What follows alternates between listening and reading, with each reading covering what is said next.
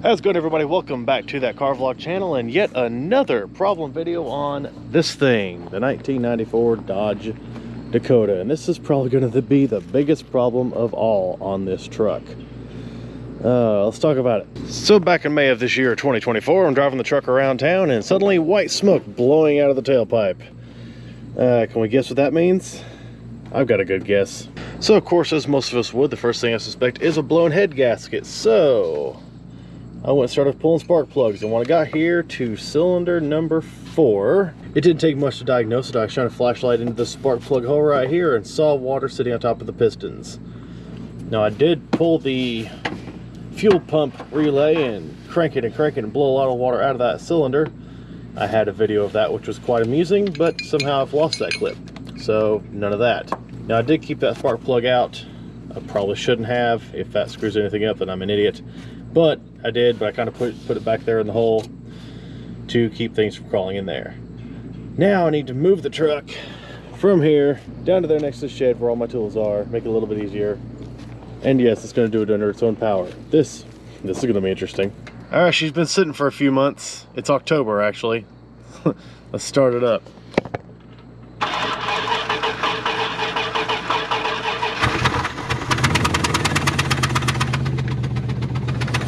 Yep, that's about right. Luckily, most of what we're moving is downhill, so we won't run this thing very long.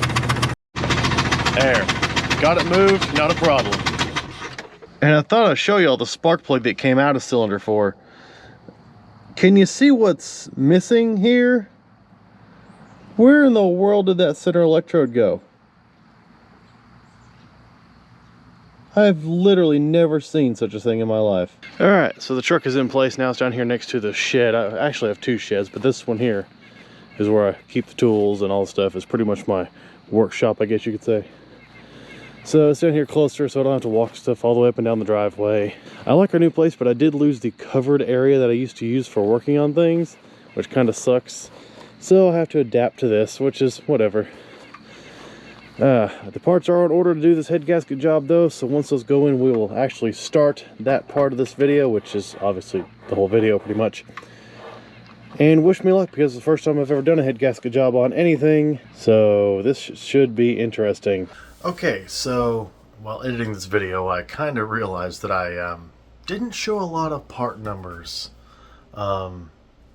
in the video for all the stuff that I used to work on the truck. So I got on the computer, pulled up a spreadsheet, and made a chart for you guys. This chart's going to include the type of part that I used, the part number or item number if that's all that I could find, and where I got that part from. So if you want to pause the video and copy that list or take a screenshot or whatever to help you source the parts, awesome, because I absolutely blanked on that one. It did not show as many part numbers as I should have in this video, or even where I got it from, so oops.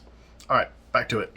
The craziest part of all this is back in May I put 4 used tires on this truck. I didn't get new, I couldn't afford new, but I put 4 good used tires on this truck, and within weeks the head gasket blows on that thing. On the other side of that box truck up there is my 1976 Chevy truck, my Chevy C10 that I've had since 2014, and for the last 5 years it's been down as a project. I put 4 new tires on that thing just a few months before the head gasket blew on cylinder 3 on that one. So I don't know what it is. I guess I'm just not supposed to put tires on my trucks, because once I do, the head gasket blows. Anyway, this one is a bit more important of a head gasket job to get done, because this one was my driver. It still has, well, it's still together and it can drive down the road. I just won't because of the head gasket. So once those parts come in, we'll get started. All right, so let's get started on this project. Had to park it and not do anything for about a week or so because, well, work. But here we are back outside at the truck. And first thing I'm going to do is take this giant can of PB Blaster, and we're going to hit all those exhaust manifold bolts and the 2 studs. Let's see, where's the studs? Where's the studs? There's one right there. Hit those studs and let them soak, because, well, if you've ever tried to remove exhaust bolts, manifold or otherwise, they do not like to move. So we're going to go and hit those and let them soak. Alright, so put the PB Blaster on the manifold, 2 head bolts as well as the exhaust flange bolts, because that's going to need some time to soak. And now to the manual. Probably worth noting, this is the first time I've ever truly done a head gasket job. So I'm using my Haynes repair manual. So wish me luck, because this is the first time for everybody, and this is mine. And next I gotta get these valve covers off, one on each side. Obviously I've already got the air cleaner taken off, that round filter housing, so that's off. This is the wing nut for the post, which I just put back on there for safekeeping. There is a hose that runs from the air cleaner to this here right here, this breather filter. I already pulled that off. Here on the passenger side, we've got the PCV valve. That should be very easy. It should just pull right out of the valve cover, although it is absolutely not. Come on. I'm gonna end up having to break it and replace it, which is, I mean, it's cheap, but I don't want to. So, well, it looks like the hose will come off, and we'll roll with that. The hose will come off, and I'll try to keep that attached to the intake manifold, so I don't have to keep track of too much stuff. There's another piece of vacuum hose right there you want to pull off. I already took a picture of all this, so I know where everything goes. This is a mess. I think I need to pull the, well, no, I don't think I need to pull the injectors off. I just need to be really careful. I'll look at the book, but walk around and make sure I get any vacuum lines detached. There's one that runs for the brake booster. I probably want to get all that stuff out of the way to get the valve covers off anyways. This might be a good time to state that if you're watching this as a how you're supposed to do this guide, I'm not a mechanic.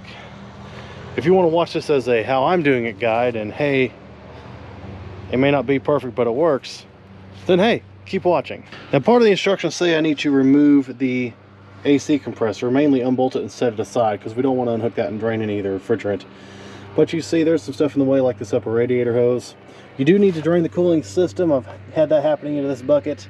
I'm sure that's not everything, so I'll be having to fill and test the concentration. Anyway, let's go ahead and get this upper radiator hose off. That's going to get that out of the way. And then it looks like I definitely want to go ahead and do the AC compressor next. So I got the radiator end of the top hose off, but that is way too far in there for me to get pliers in. So that's going to have to come off after this stuff here comes off. So right now we're going to go ahead and go for that AC compressor.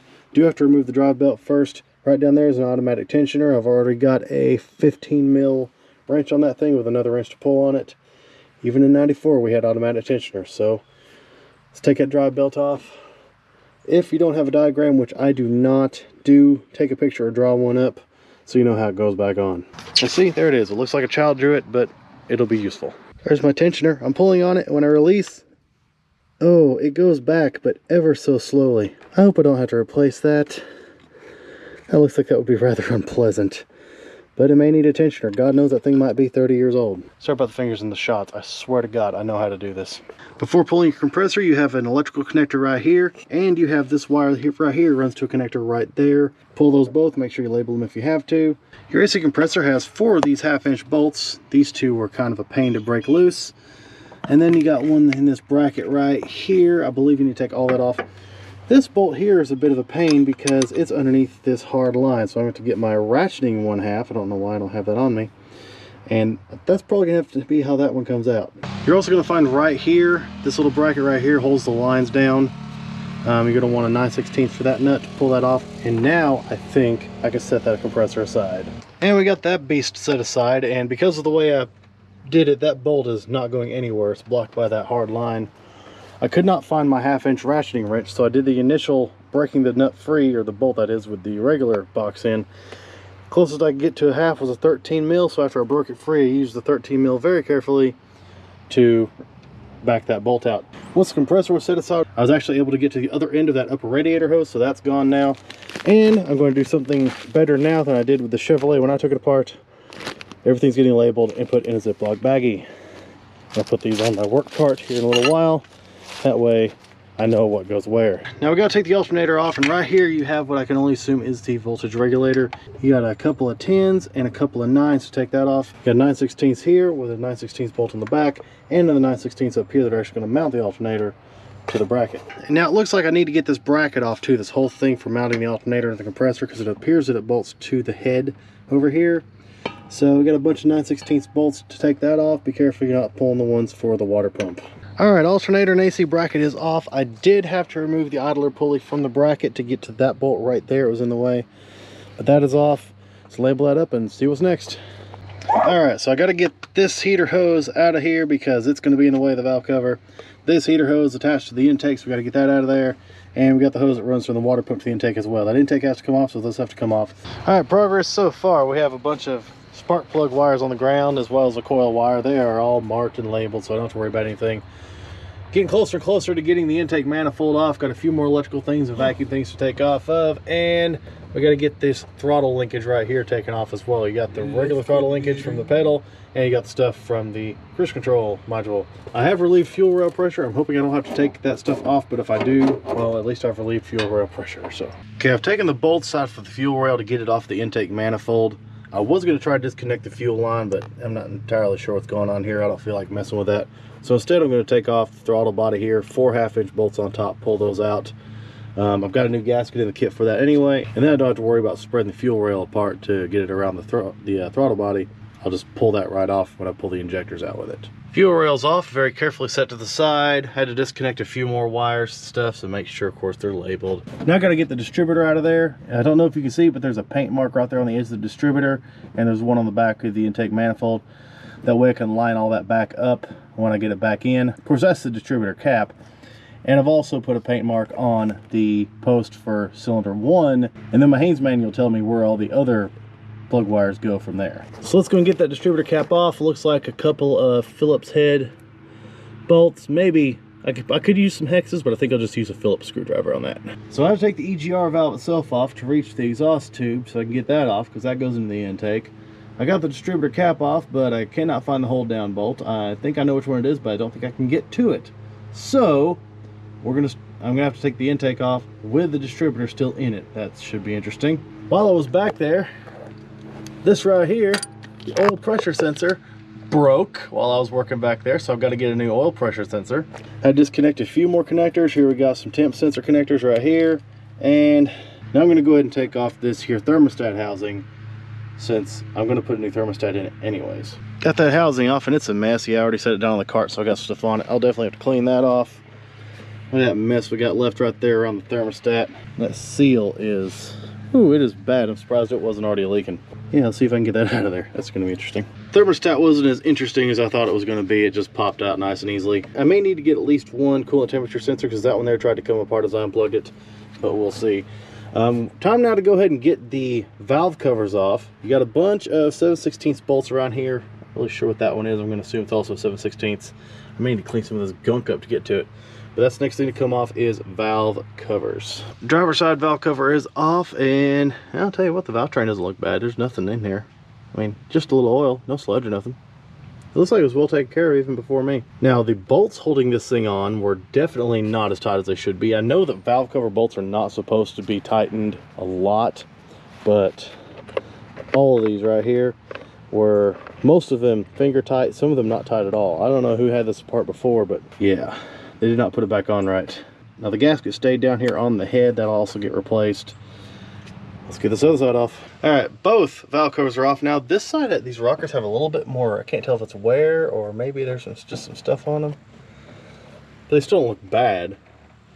That cover came off real nice. Same thing on this side. Those bolts were just finger tight, if that, most of them. I don't know what in the world. Somebody didn't do that job right when they did valve covers last time, if that was even why it's like that. Now for the intake, you got 8 bolts on each side, 1/2 inch. Book says 1/4 turn at a time. And then this thing's going to be probably a pain to get off. All right, so the intake probably is not going to come off with the distributor still in. So I got on the internet, found that Harbor Freight has the tool that will take off the Dodge one. It'll even take off the one that I already have a tool for on the Chevrolets.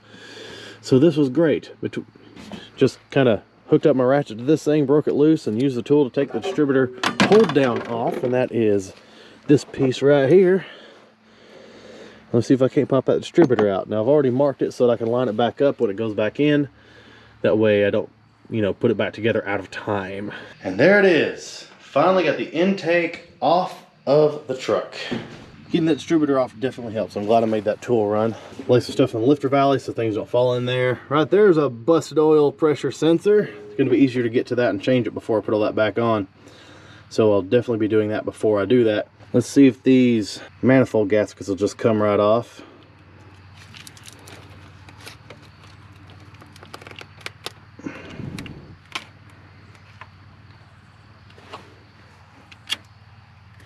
that was not too bad.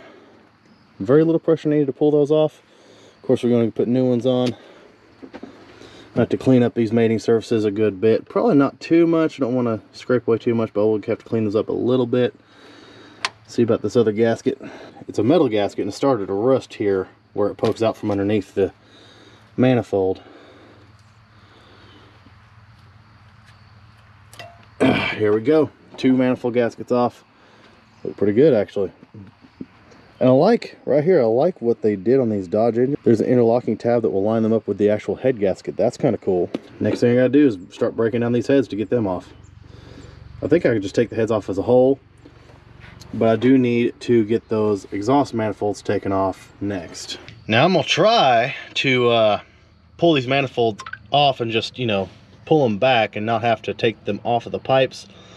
But just in case I do have to detach the pipes as well, I went to Harbor Freight and got me a set of long extensions to make that a bit easier from underneath the truck.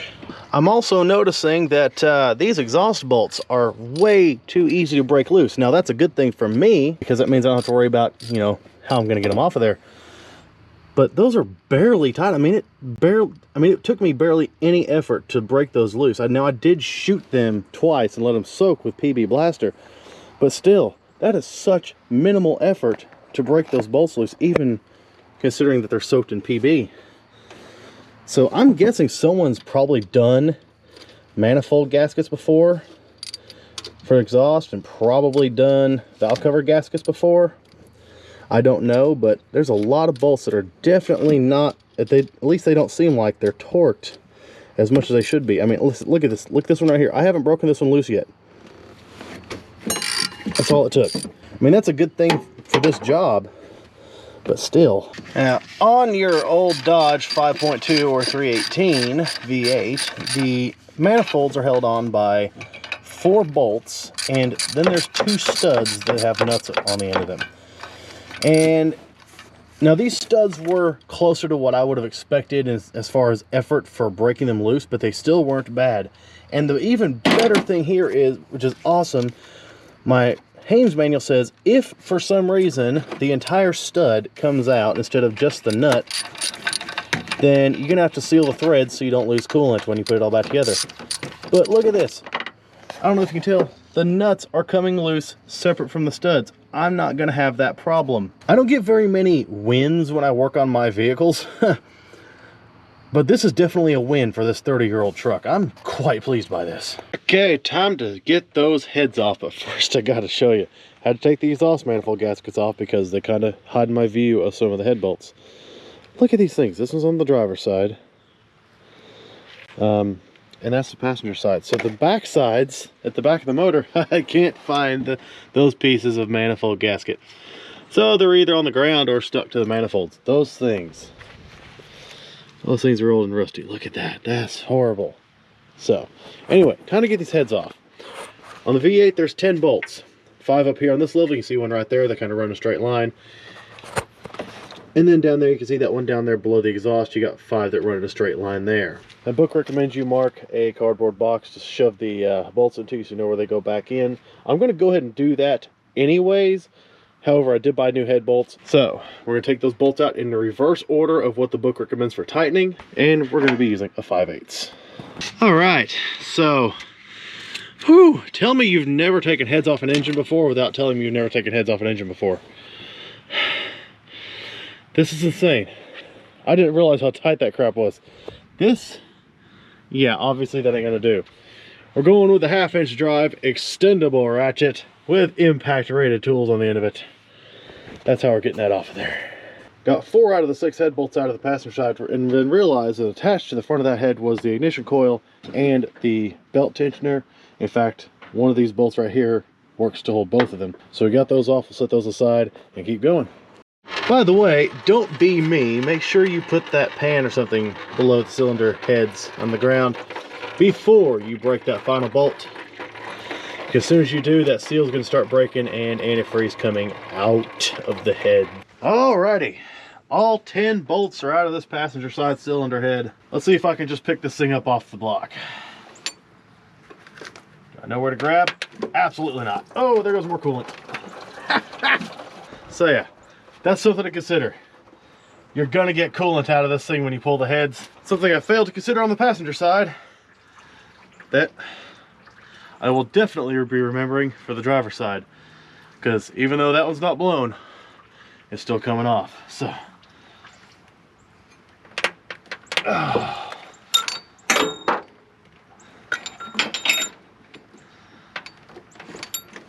I forgot a massive step. I forgot a very important step, but we'll go back to that step in a minute. Okay, so the massive step I forgot was you're supposed to loosen the rocker arms, pull the push rods out before you try to pull the head off. Luckily, I realized that as soon as I started pulling and was very careful.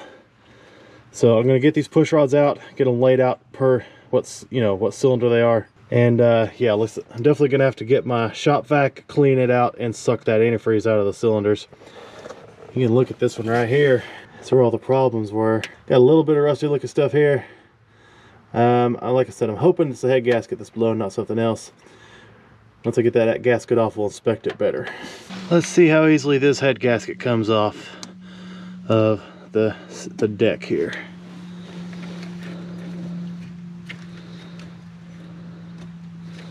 It's doing pretty well, actually.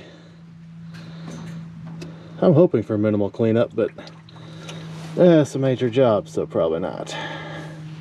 But it's going nice and easy. There we go. There it is. You know, it came off pretty nicely. I don't see any major issues with the fire ring. Okay, so maybe I just don't know what to look for. But I'm looking here at the fire ring right here around the cylinder here on cylinder 4, because this is the cylinder where the failure happened. This is where I found water in the cylinders. In the cylinder. And I'm not seeing anything that looks horrendous on that fire ring, so I don't actually know. Quite interesting. Well, okay, I got the antifreeze out of there. I decided not to use the shop vac because I don't think that one will suck wet without causing problems. But I'm still have to figure out how to I need to get the coolant out of those bolt holes, but I'll get to that. But looking inside of here, I gotta say, it doesn't look bad in these cylinders at all. I don't know what the hell that is. But still, they look pretty good. Doesn't look like the carbon buildup is all that bad. Granted, some of it may have come off on the paper towels I was using. But, I mean, it doesn't look that bad. Even the surface doesn't look bad. All right, like I said, I could not find anything else wrong on that engine. Now, I don't know if maybe it's... I'm assuming it's probably not so simple that you just check the deck visually for an issue.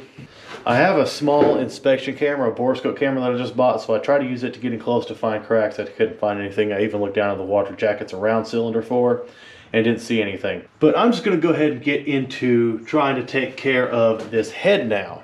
All right, so it is a while later, actually. In fact, it's a couple months, to be honest, because while East Tennessee doesn't have the worst weather, we've had some wild. We had a pretty nasty winter, and lots of rain, and I didn't have a lot of time. So I'm finally out here on a decent day at the end of March.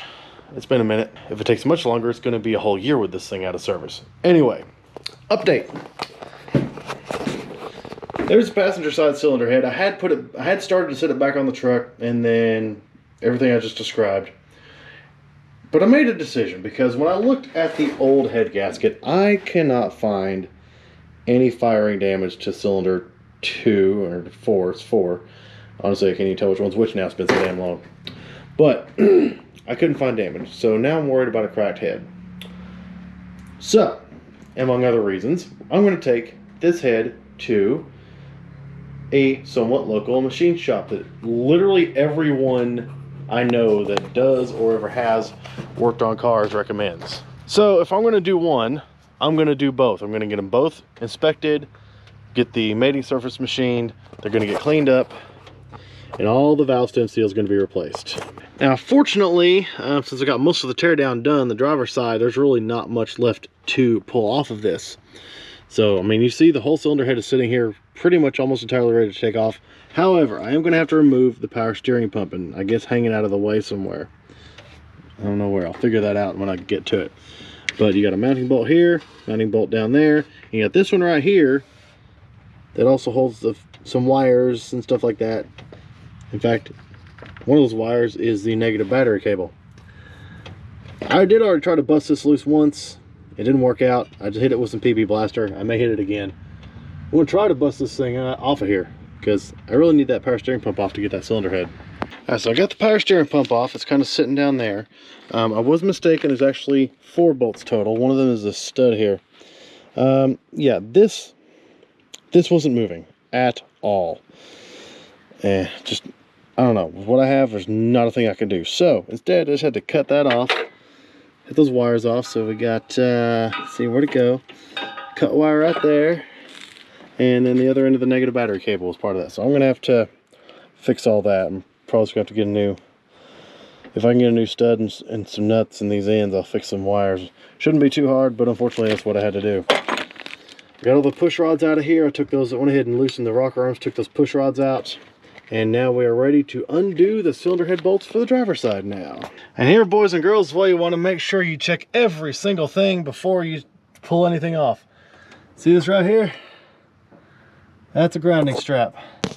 It appears to be, and it appears it attaches to the back of the cylinder head. I had no way of seeing that till I got it off and it wouldn't come out of the truck. It's always something. And there's the driver's side cylinder head on the ground finally, and I got smart. I put a plastic bag over the starter. Glad I did that. And look, free tools. Somebody left that there. How long has that been there? Who knows? But hey, I got a screwdriver out of the job. I love free tools. And so we can see where the other end of that grounding strap kind of connects to the cylinder head. Did not know that was there until I went to pull it off. So, like I said, watch what you're doing when you're doing this. Looks like we got some sort of maybe exhaust heat shield bolted to the back of the cylinder head. Those look like 9/16. I'm absolutely guessing. I'm getting better at it. Anyway, we'll take those off and we'll be ready to take these things to the machine shop. And yeah, the news that I feared would be true is true. That head from the passenger side of the truck is cracked.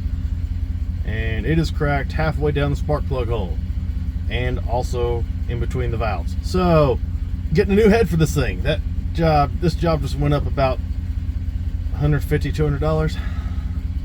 Oh well, I guess. Good thing it's tax refund season. Alright y'all, here we are. Just picked up the heads. So this one right here is the one that cleaned up, the one that was still good on the truck off the driver's side. And here's the new one they ordered for the passenger side. It was, well, I showed you the picture. It was heavily cracked. So we're good to go. Got all the spark plug shields in there. Studs are in there. Fully assembled. Beautiful. Nice and clean. Now we can get these things on the truck. Alright, today's the day to at least get the heads put back on. If no other progress is done, we're going to get the heads set back on this thing. So I started kind of scraping away the old stuff off the cylinder deck here on the driver's side. I already did that over on the passenger side. Got that cleaned up. I'll go over it one more time just to be sure. Get a nice clean. While I'm at it, I got my air hose right here. So I can make sure to blow out all those head bolt holes. I'm going to take the vacuum to this, get all the debris off here from the scrapings. And clean the cylinders out, and hopefully it'll be time to drop some heads on. Alright, so I got the deck all nice and cleaned off. All the debris out of there. It's nice and smooth. Let's go ahead and set the new head gasket on now. Right here on either end, you got a dowel pin right here.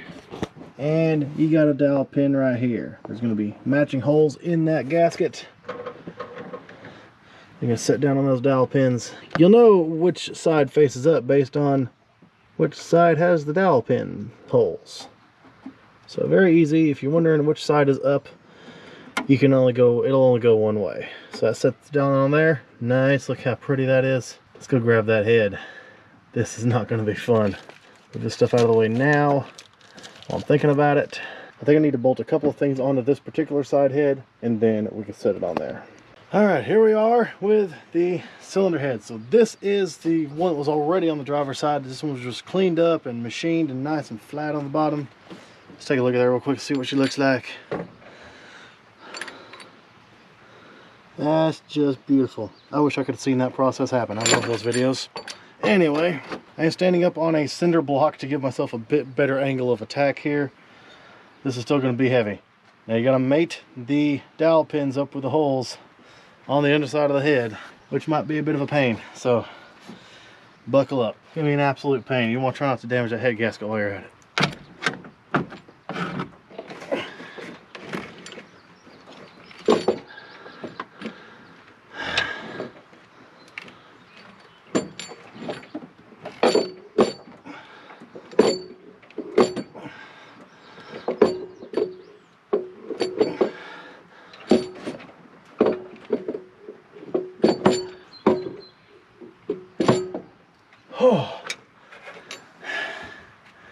Oh man.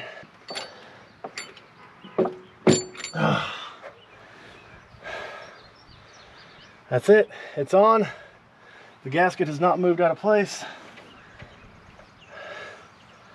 The cylinder head bolt holes are lined up, so that is sitting on the dowels. Let's get these bolts in. Whew. I know it sounds like I'm exaggerating, but that is incredibly heavy. Let's get these bolts in. And here we have our new head bolts. These are our brand new Fel-Pro head bolts. While the book didn't say I have to replace the head bolts like in Chevrolet or something, I was just decided to go off what I was told about doing head gasket jobs and put brand new head bolts in this thing. If you're gonna do it right. Machine both heads, make sure they're both nice and clean and inspected, and give it new head bolts. Now I'm gonna thread these in until they stop, and then we'll talk about torque sequences. You got 5 big ones that go right here in between the valves, and you got 5 little ones that go down below the exhaust. All right, now that they're tightened in there and kind of snug, it's time for the most important tool of the job. Yeah, buddy. The Harbor Freight got me the Quinn click type torque wrench specifically to do this job. And now I own a 1/2-inch drive torque wrench, which makes me very happy. All right, now you tighten these in 2 steps. First step is to 50 foot-pounds. I'm gonna stick my 5/8 on there, and we're gonna go in a very specific order. So first off, here's number 1, right in the middle on top. Boom. Down below, number 2.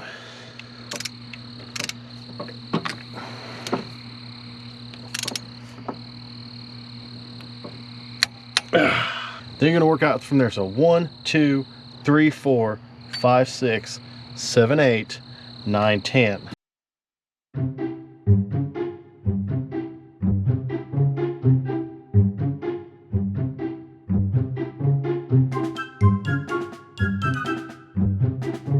And I don't know if you can tell in that sped up footage, these 2 back here closer to the booster and these heater hoses were a bit more of a pain, especially this one on the bottom. Just take your time if you have to. Use the extension, don't use it, whatever you have to do to reach everything. And don't think that this beefy 1/2-inch drive extension is gonna affect the torque all that much. It's good. You gotta do what you gotta do to get in there and actually access the bolt. So all those are tightened to 50. Now we'll set this torque wrench to 105 foot-pounds, and same order. 1, 2, 3, 4, 5, 6, 7, 8, 9, 10. Same order as the first step.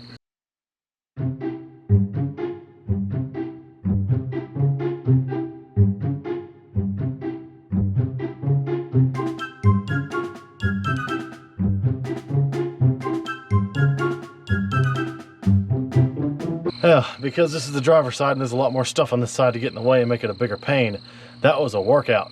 But we got it done. My beautiful, trusty, giant torque wrench. The passenger side will be a lot easier than this. There's a lot less stuff over there. All right, time to get the passenger side head put on. So a cool tip that I got from a few sources, including the people that worked on the heads and got me this new one. Left and right does not matter on your Dodge Magnum V8. They are the same. So if you're worried about mixing them up, especially if you got new ones or got them freshly machined, don't worry about that. Left and right are the same. Now, I still put the brand new one on the right. The right was the one that was messed up, so I went ahead and put the new one on there. The left side was the one that was okay, so I put that one back on there just because it's the one that got cleaned up. Anyway, passenger side head going on. Exact same process as the driver's side, except it's probably going to be quite a bit easier because there's less stuff in the way over here. So I'm gonna go ahead and do that right now. You're gonna see it installed in just a few seconds. And there we have it. 2 cylinder heads installed and torqued down to spec. All right, so putting the push rods in, I made a decision that I was told probably isn't exactly necessary, but you know, better safe than sorry. What I did was I grabbed me a little pipette right here. Yes, for some reason my wife and her mother have hundreds of these things, whatever. So I stole one. Put just a little bit of oil right here on top of the lifters where the push rods go in, and then I pre-oiled right here on the other end of the push rods before setting the rocker arms back on top of them. Once I got those bolts tightened down most of the way, they're not torqued yet, but once I got them kind of snugged, I took this pipette again and I just put some oil right around in here, all around where this thing's going to be rocking on this metal, just to avoid a dry start. Maybe not the most necessary thing. In fact, the guys in the machine shop said really pre-lubing the push rods isn't the most necessary thing because they are also in themselves oil channels. But they said if I'm going to pre-lube anything, definitely pre-lube right here where the rocker arms move. Definitely don't want a dry start. You'll also see I've arranged the push rods in order of what valve they correspond to. So here's the passenger side, driver side, front of engine, going straight back. So I know exactly where to put them. Now as I take them out, I am hitting them with a little bit of carb cleaner and rubbing them down. Once again, maybe not the most necessary thing in the world, but I figure, get some of the crap off of there. Can't hurt it. All right, all the push rods are in, rocker arms are back on, rocker arm bolts are snugged. Now we're going to take the torque wrench here, snug those to 21 pound-feet. Okay, so next thing I want to do is get ready to put the intake on. Now, of course, here's where your distributor is going to go. And here are the two mating surfaces, one here where your end seals for your intake are going to go. Make sure you remember to put those new ones on. Make sure they're nice and smooth so the new seals will fit right. While we're back here, we're going to go ahead and change this oil pressure sending unit, this oil pressure sensor. There's the bottom half, and here's the top half that broke off. I have no idea what size that thing is. I think they say you need a special tool, but I'm going to use a crescent wrench while I've got all the stuff apart to go ahead and get that oil pressure sensor changed. Now, the next thing I want to do is set the intake manifold down on top of the engine. It's pretty much ready for that, except I need to prep the intake manifold itself. So we got to clean up right here where the end seals go, and right here, of course. And then under this plate right here is apparently where this gasket goes. I don't know what in the world this thing was. It's for this. I'm not really sure what's going on here, but still I'm going to take that off and change that gasket since it's part of the kit. And then of course you got to clean up the mating surfaces here that mate to the heads. Of course one on each side, make sure those are nice and clean and smooth, and we can set this thing on there. Alright, so I've got the plate off the bottom of the intake manifold, and oh look, dead things in my intake. Okay then. Yeah, I guess it happens. Alright, intake is ready to go on. The gasket mating surfaces are clean, and the kit came with an EGR valve gasket, which I went ahead and changed that. And just like with so many other pieces, these bolts were only finger tight. I mean, I just no effort to take them out. Whoever worked on this thing before me does not know what torque means, or even tight for that matter. Another thing that I did, I don't know if it's necessary or not, but because it's my first time doing this and I'm very paranoid and I hate the idea of dry starts, I took my little pipette in any place under this plate where I could see a camshaft and or lifters. I squirted a nice amount of oil in there just to be safe. Now before I can put the intake on, there is some seals and gaskets I need to put on. These here are your end seals. They are cork or whatever. The old ones were not, but I'm going to use these because they came with the kit. You're going to have to break them off. You can see this one here is the front one, this one here is the rear one, this middle piece just gets thrown away, so separate those.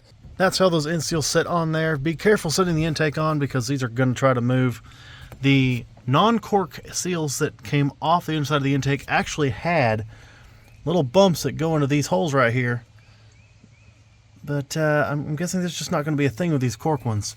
So just be really careful setting these on there. They don't move too much. Check them out before you tighten the manifold down. We also need the manifold to head gaskets, so let's get those. And when you go to set these on, make sure you pay attention. These are stamped manifold side. So when you set these on the head, that manifold side should be facing up towards you. And they're going to be real easy to line up because you see those tabs that stick down, they kind of just slide up underneath those tabs on the head gaskets. That keeps them nicely aligned. They're going to hold them in place. No problems lining those up. Alright, so I got the intake set down on here and it was going okay. The bolts were going in pretty smoothly. And then I ran into kind of a bit of a snag, whereas my bolts, well, they're garbage. So I've ordered some new ones. I'm going to wait on those to get here in the morning from O'Reilly's. In the meantime, I decided to tackle something else. So if you remember, I had to cut a couple of wires to get my power steering pump off. That was this one right here, this ground that runs into the main wiring harness around the engine. And of course this one right here, which is the other end of the negative battery cable. So it took a little bit of time, cut some of the insulation off. I probably need to wrap that a little bit because it's a little bit exposed. But cut that off, crimp these ends, new ends on. That way it's ready to go when I go to put that power steering pump back on. All right, here they are, the Pro intake manifold bolts. Not returnable if opened. Well then. Point of no return, I guess. There's a better look. 12 fresh bolts for the intake manifold. Alright y'all, so I noticed the video was getting kind of long, so I did a lot more stuff off camera. So in the previous clip, I had brand new bolts for this intake manifold right here. This, you can barely see it now behind the fuel rail. That intake manifold.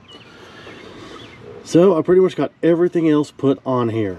And yeah, it took me a minute because work and everything and make sure I was doing everything right. And I had to run out and grab a few more parts, you know, while you're in there, stuff like a PCV valve, a little bit of hose for the PCV because that was hard as a rock and I couldn't push it on there without splitting it. New breather over here. I've got a new serpentine belt on there, which I actually bought a while ago, but just want to point that out. But everything else back on in the reverser removal. If you're looking for torque specs and stuff, check that Haynes manual, look it up online, it's fine. For intake manifold, you're not doing a lot of torque. I think it's up to 144 inch-pounds on that, not very much, even less on your valve covers. So just keep that in mind. Exhaust manifolds are on.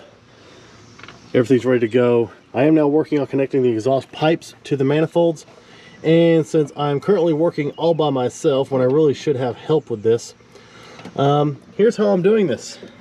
I got my 9/16 open-end wrench sitting on top of the bolt head, clamped down with a vice grip, and right down there is my 9/16 deep well socket attached to a very long extension, and this is how I'm bolting those up. You gotta do what you gotta do. All right, y'all. From what I can tell, I've looked this thing over several times. It's all back together. I got it hooked up to the work truck, jumper cables, because the battery was too flat to roll the windows down, let alone start it. Exhaust is hooked up. Here's the moment of truth. Did I screw this up, or am I going to be driving this thing tonight? It's going to need a little bit more charge time.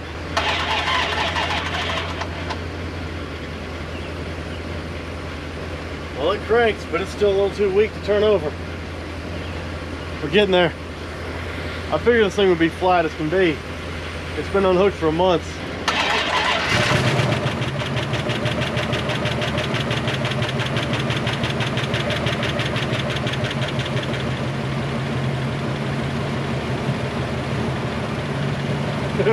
It's running! Oh my god, it's running! Okay, disconnect the cables. The fact that it's run for more than just a few seconds, for me personally, is extremely exciting. Let me go look this thing over real quick, make sure nothing's going crazy under this hood. This is amazing.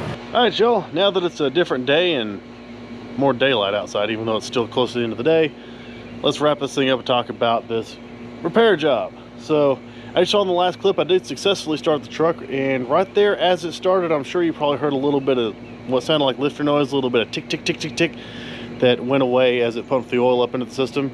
So not concerned about that. That quieted down quite a bit, which was really nice. And man, this thing ran nice and smooth and healthy. And I'm sure you heard that too. Beautiful. However, there's another repair I'm gonna have to do on this thing now. That's for another video. I'm not gonna reveal that in this video. Anyway, let's briefly talk about what all I did under the hood real quick. Just a quick rundown. So when I started the job, I bought the Molle head gasket kit. Had the head gaskets, intake manifold gaskets, exhaust gaskets. It had valve cover gaskets. Had all the O-rings and all the other gaskets for putting all the stuff back on. Stuff like your thermostat housing gasket, stuff like your throttle body, just all that stuff. Even a new one for the EGR. Just had everything it needed. Just had all the stuff. Even brand new O-rings for all 8 injectors. I mean, every gasket or O-ring that you had to mess with, well, it was in that kit, which was beautiful. Now, I did end up trying to set this head on, this passenger side, before I made the decision to take it to the machine shop and have them inspect it, which means I set one of the Molle gaskets on beforehand. I didn't do such a good job setting the head on, so it did kind of, you know, scuff up the mating surfaces on the gasket. So I decided, rather than risk that being a problem, I bought another single head gasket. That one fell pro, but whatever. Both just as good. They're both head gaskets, so it really doesn't matter. So I ended up buying 3 head gaskets and using 2. So I've got an extra one sitting around that I'll either throw away or make something with. I don't know. Anyway, But then, this being a truck from 1994, it is 31 years old. There's a lot of while you're there parts that needed to be taken care of. You probably can't see them. In fact, I guarantee you can't see them, but there's two brand new temperature sensors in the intake manifold now. They're down there somewhere. I cannot see them now with everything put back together. It also got a brand new oil pressure sender switch, which is located right about here next to the EGR valve. That actually broke as I was trying to take the EGR off. It broke in half. I don't know if it was already broken or not, but it did break in half. I had to replace that. More while you're in there stuff. I did get a new serpentine belt for it because it was starting to look kind of cracked and old, and I said, you know what, if I'm gonna have it off, I may as well put a new one on. Don't worry, I do have another fan shroud to put on here eventually.